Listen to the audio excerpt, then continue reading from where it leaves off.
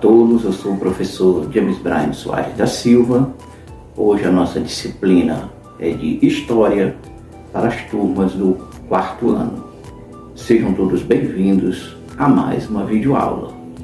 E nesse terceiro bimestre de 2021, estaremos estudando a unidade 3, que fala sobre a formação do Brasil. E nessa segunda aula estaremos estudando o capítulo 2, a diáspora africana. Mas o que é diáspora?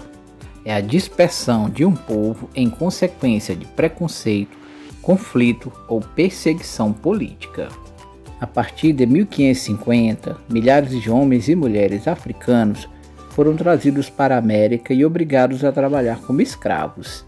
Esse processo é conhecido como diáspora africana. Apenas para o Brasil, entre os anos de 1550 e 1850, vieram mais de 4 milhões de africanos. Por muito tempo, existiu a ideia de que a África era um continente sem diversidade étnica e que os africanos que vieram para o Brasil pertenciam ao mesmo povo e não possuíam registros históricos. No entanto, a África é um imenso continente que abriga diversos povos e culturas diferentes, como os egípcios e os Khoisan. No Brasil, os primeiros africanos vieram da região do Golfo da Guiné, onde hoje se localizam os países Guiné-Bissau, Costa do Marfim, Gana, Nigéria, Congo, Guiné, Angola e República Dominicana do Congo. Nessa região viviam os povos iorubás e os bantus. Havia e há, portanto, muita diversidade, com estruturas sociais, culturais e linguísticas bastante diferentes uma das outras.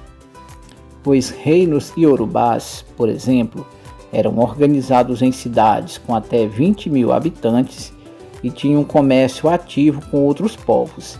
Eles partilhavam costumes religiosos e culturais e falavam a mesma língua. Os reinos bantus eram divididos em províncias administradas por chefes escolhidos pelo rei, a exemplo do Reino do Congo, onde o rei governava junto a um conselho de nobres. Os membros do conselho exerciam diversas atividades, como a de fiscal e a de coletor de impostos. Ao chegarem ao Brasil, os indivíduos desses grupos eram separados e vendidos como escravos. Além disso, tinham de viver em um lugar desconhecido, com pessoas que não falavam sua língua e tinham hábitos e costumes bem diferentes. O contato entre os africanos e europeus. Vários mercadores europeus se interessaram em comprar e vender produtos na África. Eles levavam diversas mercadorias para ser comercializadas com os povos africanos. Entre os produtos comercializados tinha tecidos da Índia, armas de fogo, bebidas e cavalos.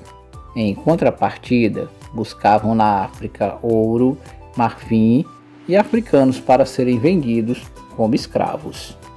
A escravidão já existia na África antes da chegada dos europeus. Em algumas regiões da Europa, como na Itália e na Grécia, a escravidão também já havia sido praticada. Como o comércio de escravos era uma atividade muito lucrativa, comerciantes africanos e portugueses passaram a capturar pessoas para serem vendidas como escravos na América. No momento em que eram comprados na África, os prisioneiros capturados tinham o corpo examinado para avaliar suas condições de saúde. Depois, eram embarcados nos navios negreiros em direção à América, onde trabalhariam como escravos. As condições nos navios eram péssimas. Os africanos capturados viajavam amontoados em porões baixos e abafados, onde mal se podia ficar em pé. Eram mal alimentados e recebiam castigos. Muitos não suportavam as duras condições da viagem, adoeciam e morriam e eram jogados ao mar. Dando prosseguimento à nossa aula, vamos estudar agora o capítulo 3, que fala sobre os europeus na formação do Brasil. A partir dos anos de 1500, os portugueses começaram a se estabelecer no território que mais tarde seria chamado de Brasil. O local era habitado por indígenas, que tinham hábitos diferentes daquele dos europeus. Esse contato trouxe desconfiança e hostilidade, mas também houve muita interação.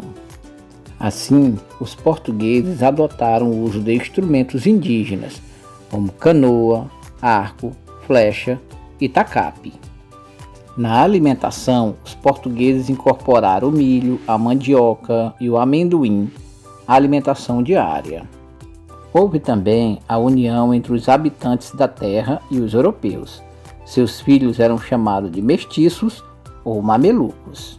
Os portugueses impuseram sua religião e parte de sua moral e costumes por meio da catequização dos indígenas feitas pelos padres jesuítas. A partir de 1530 houve a colonização de fato, por medo de os estrangeiros tomarem as riquezas e pelo desejo de encontrar ouro e prata. A colonização foi a forma utilizada pelos europeus para explorar territórios americanos. O país colonizador era chamado de metrópole e o território explorado era a colônia. Esta devia fornecer mercadorias com muito valor e enriquecer a metrópole. Com isso, Portugal criou as capitanias hereditárias, que eram faixas de terra para organizar a administração e incentivar a ocupação do território por portugueses. Elas foram distribuídas a donatários, que eram nobres portugueses da confiança do rei. Nos anos de 1600, o governo português decidiu montar, no Brasil, engenhos e produzir açúcar, artigo muito valorizado na Europa naquela época. Tanto com a exploração da cana-de-açúcar e do pau-brasil, durante o primeiro século de colonização, a presença europeia permaneceu na costa brasileira. Franceses no Brasil. Os portugueses chegaram à Baía de Guanabara, na região da atual cidade do Rio de Janeiro, em 1502. Em 1555, os franceses também chegaram a esse local e se aliaram ao povo tamoio para explorar o pau-brasil. Para conter esse avanço dos franceses, os portugueses decidiram expulsá-los e ocupar a região.